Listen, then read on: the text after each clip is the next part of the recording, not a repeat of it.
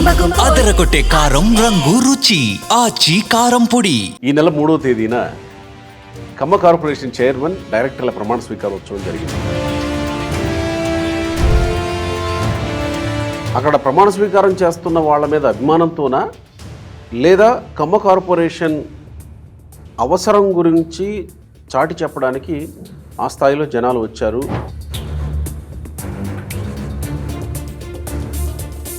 విధులే కానీ నిధులు లేని శాఖ కార్పొరేషన్ ఇదని.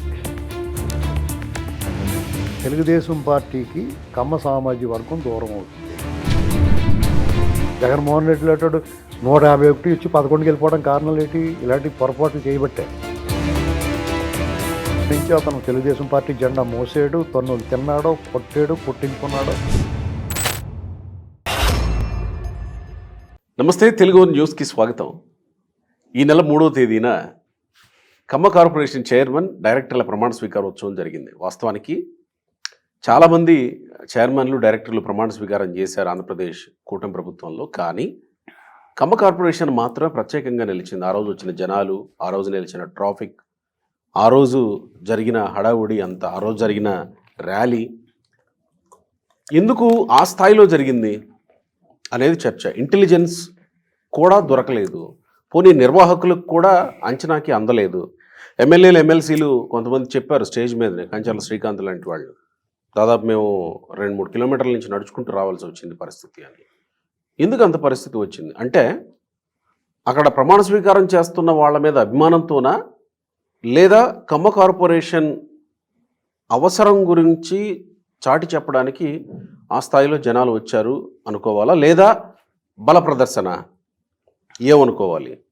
ఎందుకు ఆ స్థాయిలో జరిగింది? దాంతోపాటు ఆ కార్పొరేషన్ డైరెక్టర్లలో ఉన్నటువంటి అడుసుమిల్లి శ్రీనివాసరావు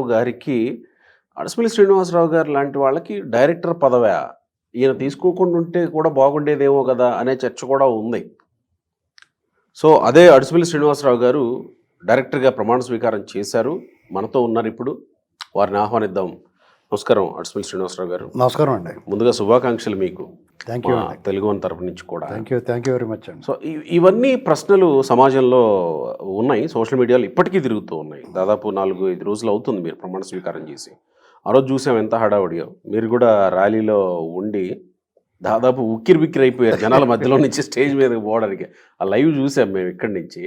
సరే, వాట్ ఎవర్, మీరు ఆ పదవి తీసుకోవడం గురించి ఒక చర్చ ఉంది, దాన్ని కొంచెం పక్కన ఉంచుదాం. ముందు మీ మీద అభిమానంతోన కమ్మ కార్పొరేషన్ అవసరాన్ని గుర్తించా, లేదా మీరు లేదా బ్రహ్మం చౌదరి గారు బల ప్రదర్శన చేశారా? అంటే ఇది బల ప్రదర్శనగా అనుకోకూడదండి. ఇక్కడ ఆంధ్రప్రదేశ్ ప్రభుత్వం కమ్మ కార్పొరేషన్లో నాదెండ్ల బ్రహ్మం చౌదరి గారు చైర్మన్గా, నేను అజయ్ సజ్జా, ఇంకా మిగతా 13 మంది డైరెక్టర్లుగా అవకాశం ఇచ్చినందుకు ఆంధ్రప్రదేశ్ ప్రభుత్వానికి కృతజ్ఞతలు చెప్తూ, ఇది రాష్ట్రంలో చాలా కార్పొరేషన్లకు చైర్మన్లు నియమించారు. వాళ్ళందరికీ జీవోలు వచ్చినాయి, వాళ్ళందరూ ప్రమాణ స్వీకారాలు చేసుకున్నారు. తర్వాత కొంతమంది డైరెక్టర్లు ఇంకా చేయలేదు. చైర్మన్లుగా నియమించిన తర్వాత చైర్మన్లు ప్రమాణ స్వీకారం చేయటం జరిగింది. ఇంకా డైరెక్టర్లు చేయాల్సి ఉంది. ఇలాగా రకరకాలుగా చేసుకుంటే ఎవరికి అందుబాటులో ఉన్న అవకాశాలను బట్టి వాళ్ళు చేసుకున్నారు అప్పటికప్పుడు. అయితే కమ్మ కార్పొరేషన్ చైర్మన్గా ఈయన ప్రకటించిన తర్వాత చాలా ఛానల్ అయిందండి. డైరెక్టర్ని ప్రకటించిన తర్వాత కూడా దాదాపు 3 నెలలు అయిపోయింది. జీవో రావడం కొద్దిగా లేట్ అయింది. ఎప్పుడెప్పుడు చైర్మన్ ప్రమాణ స్వీకారం చేస్తారని చాలామంది ఆసక్తి ఉన్న వాళ్ళు ఉంటారు. మా సామాజిక వర్గానికి సంబంధించి చాలామంది ఆసక్తిగా ఎదురు చూస్తూ ఉంటారు. ఇవన్నీ ఒక ఎత్తు. సహజంగానే కమ్మ సామాజిక వర్గం ఆధిపత్య కులాల్లో ఒక భాగంగా చూస్తూ ఉంటారు సమాజం. కానీ ఇందులో కూడా అణిచివేయబడిన వాళ్ళు, ఆర్థికంగా వెనకబడిన వాళ్ళు చాలామంది ఉన్నారండి. సహజంగా కొంతమంది పనిగట్టుకుని ఈ సామాజిక వర్గం మీద ద్వేషపూరితంగా ద్వేషించే కూటమిలా ఏర్పడి ఈ సామాజిక వర్గం మీద దాడులు జరిగినాయి. దాడులు అంటే భౌతికంగా కాకపోయినా మానసికంగా దాడి చేశారు.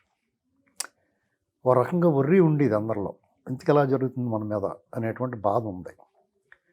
గత 5 సంవత్సరాల్లో పిచ్చిరెళ్ళిపోయింది అది. అంటే ఈ సామాజిక వర్గం మీద దాడి చేయాలంటే పార్టీ భుజం మీద తుపాకు పెట్టి పార్టీని మీద దాడి చేయాలంటే ఈ సామాజిక వర్గం భుజం మీద పెట్టి ఈ, ఆ, మాట్లాడడం అనేటువంటి జరుగుతుంది, కించపరచడం జరుగుతూ వచ్చింది.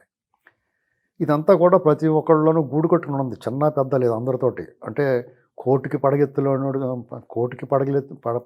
వాళ్ళ నుంచి కూటి కోసం ఎతుకులాడే నిర్భాగ్యులు కూడా ఉంటారు మా సామాజిక వర్గంలో. వాళ్ళందరిలో కూడా ఒక రకమైన న్యూనత ఏర్పడింది, ఏంటి మనం ఏం చేస్తున్నామని. అయినా సరే ధైర్యంగా ఉన్నారు, వాళ్ళ పని వాళ్ళు చేసుకుంటూ పోయారు. సరే ఎప్పుడు కానున్నది కాకమానది అన్నట్టుగా వెయిట్ చేస్తూ వచ్చారు. రాష్ట్రంలో ప్రభుత్వాలు మారినాయి. జగన్మోహన్ రెడ్డి ఈ కార్పొరేషన్ ఏర్పాటు చేశాడు. అప్పుడు బీసీ సామాజిక వర్గానికి బీసీ కార్పొరేషన్, ఎస్సీ కార్పొరేషన్ ఇలాగ ఉన్న దాంట్లో బీసీ కార్పొరేషన్ ఎడగొట్టి ముక్కల కింద కైమా కొట్టేసి ఒక 50 కార్పొరేషన్ చేశాడు. ప్రతి కులానికి ఒక కార్పొరేషన్ ఏర్పాటు చేశాడు. అందులో భాగంగానే కమ్మ కార్పొరేషన్ ఏర్పాటు చేశాడు అతను. అంతే, ప్రత్యేకించి కమ్మాల మీద ఉద్ధరిద్దామని ఏం కాదు. అయితే చంద్రబాబు నాయుడు గారు ఎందుకు చేయలేదనేటువంటి ప్రశ్న ఎదురైంది చాలామంది. దానికి వివరణ తర్వాత చెప్తాను. ఓకే. ఇప్పుడు దాని కొనసాగింపుగా అంటే మీకు ఎక్కడ చంద్రబాబు నాయుడు గారు ఏం చేస్తారు, ఇప్పుడు జగన్మోహన్ రెడ్డి ఎవరన్నా చేసిన దాన్ని అక్కడితో తుంచేస్తాడు. చంద్రబాబు నాయుడు గారు అది మంచిదనుకుంటే దాన్ని కొనసాగిస్తాడు. అందులో భాగంగానే కమ్మ కార్పొరేషన్కి చైర్మన్ను డైరెక్టర్లు నియమించడం జరిగింది. ఇది వెల్ఫేర్ సాంఘిక సంక్షేమ శాఖ కింద వస్తుందండి. Welfare and development of Kamma corporation Kamma అని చెప్పేసి ఇది మా డిపార్ట్మెంట్ సొసైటీ లాంటిది, ఇది ఒక రకంగా చెప్పాలంటే. అయితే ఇక్కడ మా విధులు ఏముంటాయి, నిధులు ఉంటాయా ఉండవా, కొంతమంది కామెంట్ చేశారు విధులే కానీ నిధులు లేని శాఖ కార్పొరేషన్ ఇదని. అంటే విధులు ఉంటాయి కానీ నిధులు ఉండవు, ఇలా రకరకాల వ్యాఖ్యానాలు ఉన్నాయి. అయితే మేము వాటిలాంటి డిస్కరేజ్ అవ్వకుండా సరే అందరితో పాటు నలుగురితో పాటు నారాయణ, కులంతో పాటు గోవింద్ అనేటువంటి ఒక సామెత ఉంది కదా, అన్ని కార్పొరేషన్లతో పాటు మాకు కూడా ఈ కార్పొరేషన్ కూడా ఏర్పాటు చేశారు కాబట్టి ఎంతో కొంత ఇస్తారు. డెఫినెట్గా చంద్రబాబు నాయుడు గారు ఆయన కులపక్షపాతి కాకపోయినా అందరితో పాటు నలుగురితో పాటు మాకు కూడా ఈ సామాజిక వర్గం. అయితే ముఖ్యంగా ఇటీవల కాలంలో ఒక దుష్ప్రచారం ఉంది, తెలుగుదేశం పార్టీకి కమ్మ సామాజిక వర్గం దూరం అవుతుంది అనేటువంటి దాన్ని ప్రచారంలో పెట్టారు. వాళ్ళు దూరం అవ్వాల్సిన అవసరం ఎందుకు వచ్చింది, అసలు ఏంటి కదా కమామేష్ అంటే, కమ్మ సామాజిక వర్గం నిర్లక్ష్యానికి గురవుతుంది తెలుగుదేశం ప్రభుత్వం కానీ లేకపోతే ఈ కూటమి ప్రభుత్వంలో కమ్మ సామాజిక వర్గం నిర్లక్ష్యానికి గురవుతుందంటే ఎల్లడలా ఎక్కడికి వెళ్ళినా నీ మాట వినపడుతుంది. దానికి మ్యాక్సిమం మేము సమర్థించుకుంటే సమాధానం చెప్తున్నాం మాకు ఈ పదవులు రాకముందు కూడా. అయితే కొన్ని చూస్తుంటే ఒక్కొక్కసారి నిజమే అనిపిస్తూ ఉంటుంది. దానికి కారణం ఏంటి, కమ్మ అధికారులు జగన్మోహన్ రెడ్డి ఉద్దేశపూర్వకంగా పక్కన పెట్టిన వాళ్ళకి సముచిత స్థానం లభించలేదని, వాళ్ళకి పోస్టింగ్లు అవి రాలేదని, వాళ్ళందరికీ వీఆర్లో పెట్టేసి తర్వాత ప్రభుత్వం వచ్చిన 6 నెలల దాకా కూడా వాళ్ళకి అవకాశం రాలేదని, అలాగే కొంతమందికి మంత్రులు కానీ ఎమ్మెల్యేలు కానీ వాళ్ళు ఓఎస్టీలుగా పెట్టుకోవడానికి నిరాకరించారని, ఇలా రకరకాలుగా వార్తలు తిరిగినాయండి. కానీ వాళ్ళందరికీ పోస్టింగ్లు వచ్చినాయి. కొంతమందికి వాళ్ళ కెరీర్లో మచ్చలు ఉంటే వాళ్ళు రావు, అది మనకు తెలియదు. కానీ నేను కమాండ్ కాబట్టి నన్ను పెట్టుకోలేదని చెప్తాడు అతను బయటకు వచ్చి. ఇలాంటివి కూడా ఉన్నాయి. అంటే మంచి ఉంది చెడు ఉంది. నిజంగానే సఫర్ అయిన వాళ్ళు ఉన్నారు, కొన్ని మచ్చలుండి సఫర్ అయ్యి మచ్చలుంటే ఆడెవరు తొడపలేరు కదా. అధికారులే కాదు నాయకుల్లో కూడా ఉందిగా, కొంతమంది నాయకుల్లో కూడా కమ్మ సామాజిక వర్గం కావడం మా ఇదని ఆ నిరాశ నైరాశ్యం ఉంది. అయితే ఇది ఏమవుద్దంటే, ఇది తెలుగుదేశం పార్టీ అనేటువంటిది ఒక కులం పార్టీ కాదనేటువంటి దాన్ని ఎప్పటికప్పుడు నిరూపించాలనుకుంటారు చంద్రబాబు నాయుడు గారు. ఎందుకంటే నిత్యం ఆయన ప్రాతిపత్యాన్ని ఆయన నిరూపించుకోవాలి. లేదంటే అవతల వాళ్ళు 100 మంది వాళ్ళనే పెట్టేసుకున్నా కానీ వీళ్ళని అన్నీ కమ్మోళ్ళు పెట్టేసుకున్నారంటారు. జనం కూడా ఆడ అలాంటినయ్యా మీరు మాత్రం ఇలాగే ఉండాలంటారు మనల్ని. జగన్మోహన్ రెడ్డి 80-90% ఆయన సామాజిక వర్గానికి ఇచ్చేసుకుంటాడు. దాన్ని అదేటని అనరు. ఎందుకంటే ఆడ అలాంటిడే ఆడ అలాగే ఉంటాడు, నువ్వెందుకు అలా ఉంటావు అన్నట్టుగా వీళ్ళకి చెప్తారు. ఇప్పుడు ఊళ్ళో ఒకటి ఉంటాడు ఒకడొకడు, ఆడంతేనయ్యా నువ్వెందుకు బుద్ధిమంతుడు కాదు నువ్వెందుకు ఇలా చేస్తున్నావు అని మంచిగా తిడతారు. అలాగే చంద్రబాబు నాయుడు గారికి ఆ ఇబ్బంది ఉంటుంది. ఆయన జాతకం అందుకుని తూకం వేసి కూర్చుంటాడు ఆయన ఎప్పుడు కూడా. మొదటి నుంచి కూడా కులాన్ని బూచిగా చూపించి తెలుగుదేశం పార్టీని దెబ్బతీయడానికి చూస్తున్నారు. ఎందుకంటే తెలుగుదేశం పార్టీ ఈ రాష్ట్రంలో సామాజిక విప్లవం తీసుకొచ్చిన పార్టీ. రాజకీయాన్ని గడియల నుంచి ఓడలకు తీసుకెళ్ళిన పార్టీ. ఓడలు అంటే గల్లీలకి తీసుకెళ్ళిన పార్టీ. దేవుడిల నుంచి దేవుడిల్లో నిర్ణయాలని ప్రజల వద్ద తీసుకునే నిర్ణయాలకు మార్చిన పార్టీ. సామాజిక వర్గాల పరంగా అట్టడుగు వర్గాలు బలహీన వర్గాలకి రాజ్యాధికారాన్ని ఖర్జూరం పొట్లం కింద గట్టి చేతికి ఇచ్చేసిన పార్టీ ఇది గుర్తుపెట్టుకోవాలా. దాన్ని కాపాడుకోవడంలో రామారావు గారి దగ్గర నుంచి చంద్రబాబు నాయుడు వరకు ఎట్టి పరిస్థితుల్లోనూ ఆ లైన్ దాటలేదు కాబట్టి ఈ పార్టీకి ఆ మునికుంది, బతికుంది పార్టీ. ఇది కుల పార్టీగా ముద్రపడితే ఎప్పుడోకప్పుడు మక్కలో పుట్టి పప్పులో వెళ్ళిపోద్ది. జగన్మోహన్ రెడ్డి లాంటి 151 ఇచ్చి 11కి వెళ్ళిపోవడం కారణాలు ఏంటి? ఇలాంటి పొరపాట్లు చేయబట్టే. అయితే ఈ పార్టీగా మనం చూడాలి తప్ప మనం ఇది మన కమ్మ కులం ఎక్కువ మంది ఓన్ చేసుకుని ఉండొచ్చు ఆ పార్టీని. ఎందుకంటే వాళ్ళ అభ్యుదయవాదులు, సామాజిక చైతన్యం ఉన్నవాళ్ళు, సామాజికంగా బడుగు బలహీన వర్గాలకు మద్దతుగా నిలిచేవారు కాబట్టి ఈ పార్టీ అలా నిలుస్తుంది కాబట్టి దాని మద్దతుగా ఉన్నారు. అలాగే ఇంకో పార్టీ నిలిస్తే ఆ పార్టీకి మద్దతుగా ఉండొచ్చు. ఇప్పుడు బేసిక్గా నేను ఉన్నానండి, మా నాన్నగారు నన్ను సజ్జన సాంగత్యం చేయమని వాడు చిన్నప్పుడు చదువుకున్నప్పుడు. అంటే మనవాళ్ళతో తిరగమని కాదు, బాగా చదువుకున్న వాళ్ళు మా ఊళ్ళో బ్రాహ్మణ పిల్లలు ఉండేవారు, వాళ్ళు బాగా చదువుకునేవారు. వాళ్ళతో ఉంటే నీకు మంచి భాష, ఉచ్చారణ, మంచి అలవాట్లు, వాళ్ళతోటి చదువులో మంచి మార్కులు వస్తే వాళ్ళతో పాటు చదువుకుంటామని. అలాగే నేను నా స్నేహితులు కూడా అన్ని కులాల్లో ఉండేవారు. వాళ్ళ కష్టాలు, నష్టాలు, బాధలు అన్నీ నేను చిన్నప్పుడే గమనించాను. అట్ ది ఏజ్ ఆఫ్ 10 నేను వాళ్ళ కష్టాలు చూసి దుఃఖించేవాడిని. నేను వాడల్లోకి వెళ్ళేవాడిని, వాళ్ళ ఇంటికాడ అన్నం తినేవాడిని. నేను తెలుసండి, నేను తినలేకపోయినా సరే నేను తిని చూసి ఏటి డిఫరెన్స్ అని ఆలోచించిన మనిషిని నేను. పొరపాటున నేను అడవిలోకి వెళ్ళిపోతానేమో అనుకునేవారు కొంతమంది, కానీ నా భయం కాబట్టి వెళ్ళలేదు. ఇది ఈ పార్టీని కొలముద్ర వేసేసి దాన్ని ఆ రకంగా దెబ్బతీయడానికి చూస్తున్నారు కాబట్టి ఆ పార్టీ కూడా అప్రమత్తంగా ఉంటుంది సహజంగానే. చంద్రబాబు నాయుడు గారు కులానికి అయినా చేయలేదా ప్రత్యేకించి ఆయన చేయకపోయినా అందరితో పాటు ఆయన చేసుకుంటూ వచ్చాడు. కొంత వివక్షగా కనిపిస్తుంది మనకి, ఖచ్చితంగా కనిపిస్తుంది. ఇప్పుడు కొన్ని మంత్రి పదవులు ఉంటాయండి, దానికి పోటీ పడి వాళ్ళు ఆ పార్టీకి పనిచేసిన వాళ్ళు వీళ్ళే ఎక్కుకుంటారు. ఎంతమందికి ఇస్తారో ఇప్పుడు మేము ముగ్గురు, మీకు తెలిసిందే, అఫ్సాన్ రాజేష్ గారు, అంకమరావు, మేము ఒక రకంగా మేము ముగ్గురు పనిచేసాం. అందరూ కూడా మీరు బాగా నేను మామూలుగా మన బాధ్యత మనం చేసామనుకుంటున్నాను, కానీ చాలామంది మీరు బాగా పనిచేశారు అంటున్నారు. అన్నప్పుడు ముగ్గురులో నాకు ఒక అవకాశం ఇచ్చారు, మరి మిగతా ఇద్దరికి ఇవ్వలేదంటే మరి ఏం చేస్తాం? వాళ్ళకి కూడా రేపు మాపు ఏదో ఒకటి ఇస్తారు. అయితే ఇక్కడ కొంచెం అసంతృప్తి డెఫినెట్గా ఉంది. ఈ అసంతృప్తులు ఈ గత 5 సంవత్సరాల్లో వేధింపులు, దాడులు, రాజశేఖర రెడ్డి గారు అయితే డైరెక్ట్గా నువ్వు అమ్మడవా నీకు చేయనని చెప్పి కూడా అంట. ఏంటంటే అలాగని చెప్పి ఆయన వదిలేదు, కొంతమందికి అమ్మాళ్ళకి ఆయన ఇచ్చాడు, వాళ్ళతో వ్యాపారాలు చేసాడు. ఈ దొబ్బిరా ఆయన కూడా ఇచ్చేసాడు కొంతమందికి. ఇది ఇక్కడ అలా ఉండదండి, అవసరం అంతే. ప్రత్యేకించి ప్రభుత్వాలు, పార్టీలు ఒక సామాజిక వర్గానికి ఎవరో జగన్మోహన్ రెడ్డి లాంటి తప్ప మిగతా వాళ్ళు ఎవరో చేయరు. జగన్మోహన్ రెడ్డి కూడా వాళ్ళ ఇంటి కాంపౌండ్లో వాళ్ళకి ఇచ్చాడు తప్ప ఎవరి పడితే వాళ్ళకి ఇవ్వలేదు. అర్థమైందండి? మనం వాళ్ళని కూడా నింద వేయకూడదు, ఆ సామాజిక వర్గం మీద నింద వేయకూడదు, జగన్మోహన్ రెడ్డి మీద వేయచ్చు. ఇక్కడ ఆ అసంతృప్తి లోపల ఉంది ప్రతి ఒక్కరికి. ఇక ఈ కమ్మ కార్పొరేషన్ ప్రకటించిన తర్వాత బ్రహ్మణ చౌదరి ప్రకటించిన తర్వాత చాలామంది అభిప్రాయం పడ్డారు, కుర్రోడు మంచి భవిష్యత్తు ఉన్నవాడు, ఒక కుల కార్పొరేషన్కి అతను చైర్మన్గా చేయటం వల్ల అతని భవిష్యత్తుకి భంగం కలుగుద్దేమో, ఒక పరిధి గీసేసేరేమో అనేటువంటి భావన వ్యక్తమైంది అందరిలో. దాని నుంచి ఒక సానుభూతి వచ్చింది ఆయనకి, ఎందుకంటే అతను ఫైటర్. డెఫినెట్గా తెలుగు యువత నుంచి చిన్నప్పటి నుంచి అతను తెలుగుదేశం పార్టీ జెండా మోసాడు, తన్నులు తిన్నాడో, కొట్టాడు, కొట్టించుకున్నాడు, అగ్రెసివ్గా వెళ్ళాడు, పార్టీ కోసం ఎప్పటికప్పుడు నిలబడ్డాడు. చంద్రబాబు నాయుడు గారు ఇంటి మీద దాడి చేస్తే కొమ్ములు తిరిగిన నాయకులు అందరూ పైకి కిందగా చూస్తే ఇతను పెద్ద బండరాయి ఇచ్చుకుని వాళ్ళ మీద యుద్ధానికి వెళ్ళాడు. దాని ఫలితంగా అతను ఎర్రగొట్టేశారు పాపం పోలీసులు తీసుకెళ్ళి. అయినా సరే ఎక్కడా జంకలేదు, తన పోరాటాన్ని ఆపలేదు. డెఫినెట్గా అతనికి ఒక ఇమేజ్ ఉంటుంది రాష్ట్రంలో.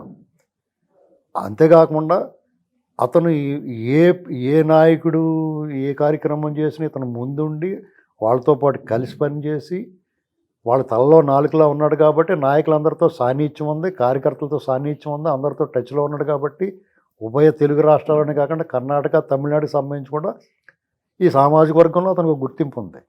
డెఫినెట్గా నేను చూసాను. ఇలా ఉండటం వల్ల ఏమైందంటే అతనికి రాగానే అతనికి ఒక పురస్కారం, గౌరవం, ఆ ప్రమాణ స్వీకారానికి మనం హాజరై అతనికి అభినందనలు తెలియజేసి పెద్దవాళ్ళు అయితే ఆశీర్వదించాలనేటువంటి భావన డెఫినెట్గా ఉంటుంది. అందులో అజయ్ సజ్జన్న కూడా అతనికి డైరెక్టర్ ఇచ్చారు. అతను కూడా కృష్ణా జిల్లా నందిగామ నియోజకవర్గానికి సంబంధించిన అతను కూడా అతని స్థాయిని మించి అతను పనిచేశాడు పార్టీకి.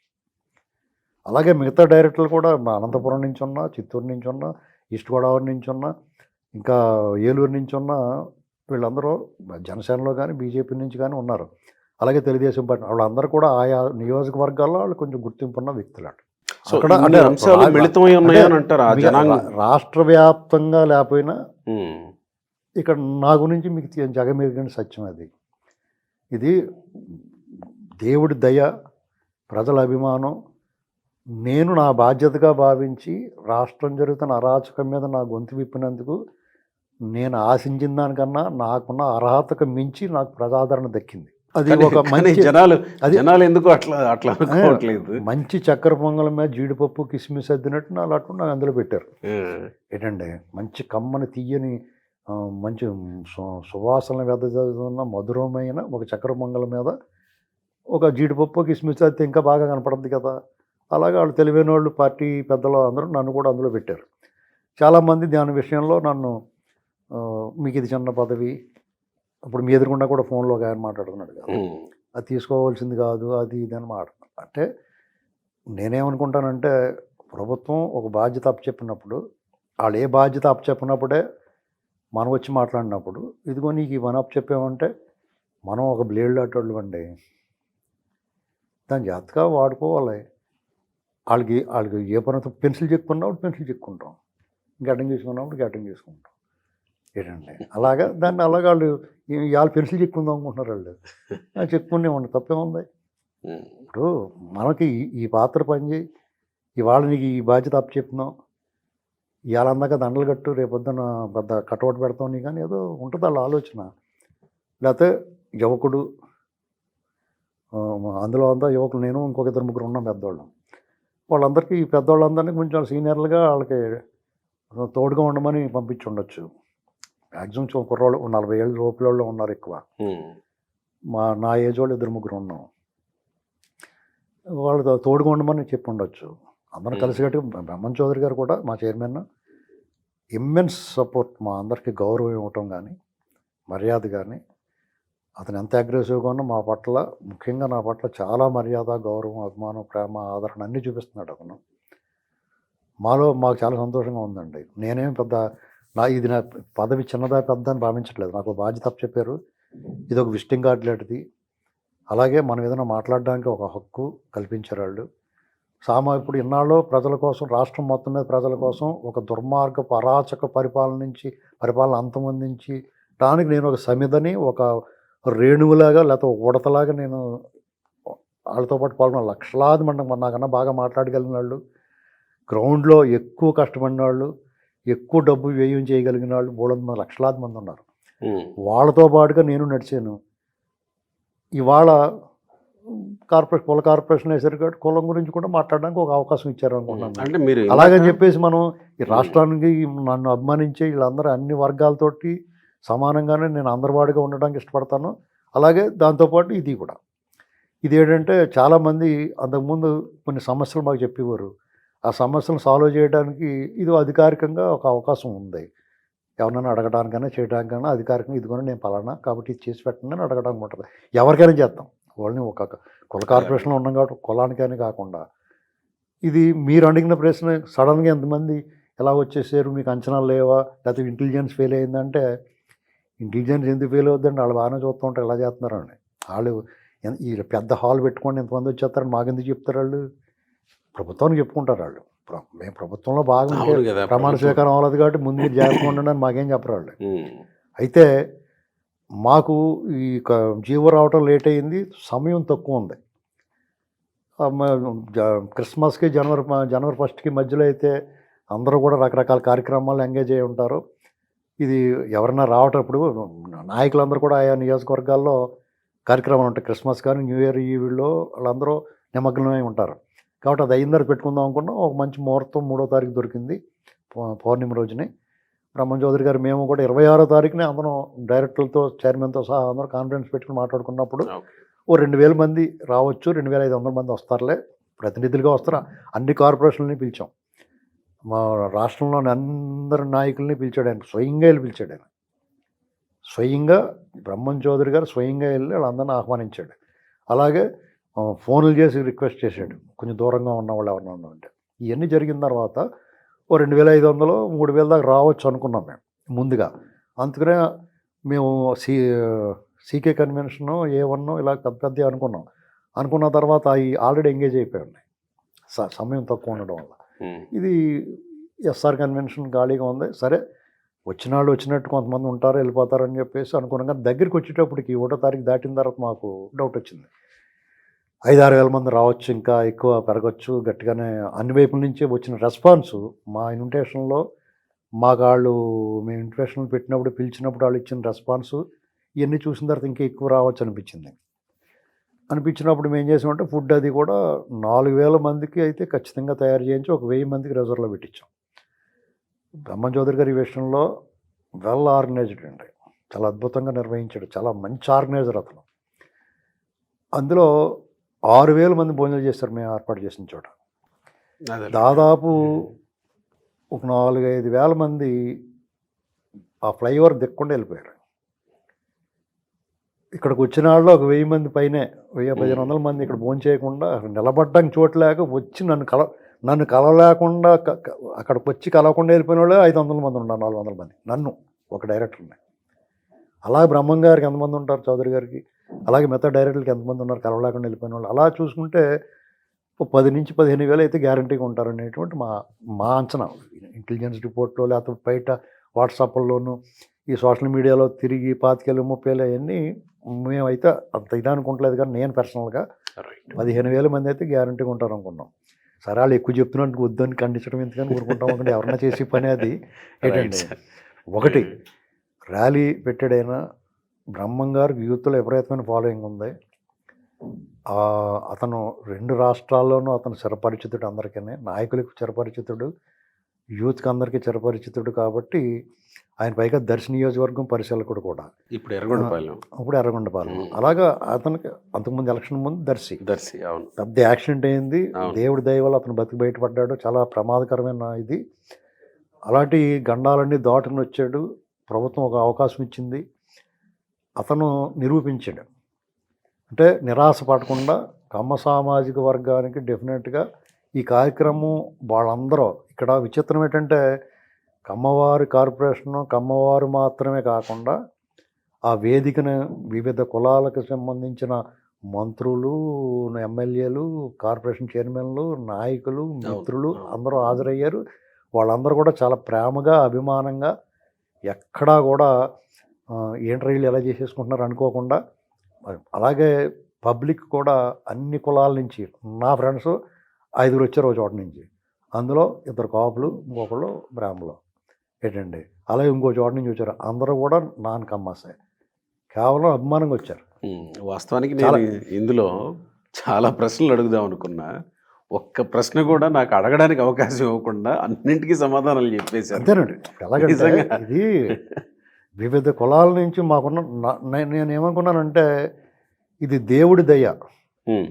రైట్. చంద్రబాబు నాయుడు గారు ముందు చూపు, లోకేష్ గారిని మెచ్చుకోవాలి. ఇందులో భలే పెట్టారా అనిపించింది నాకు. ముందులో ఏటి ఎలా పెట్టారు అనుకున్నారు అందరూ, నేను అలా అనుకుని ఉండొచ్చు.